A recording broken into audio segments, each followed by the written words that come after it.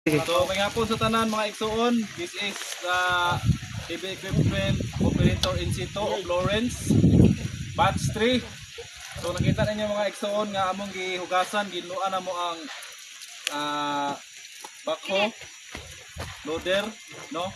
Para before ta mag-uli, ilo nga tong gamit para dili siya tayan og mga bugais, mga kalawang o uban pang mga mananap.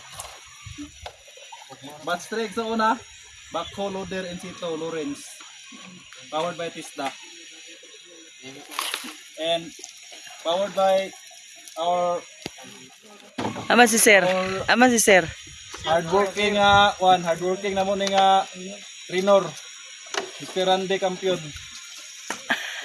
from GMH Teachers. Sige! Ayaw pa! Isabi dito sa kami, sabi balik ko.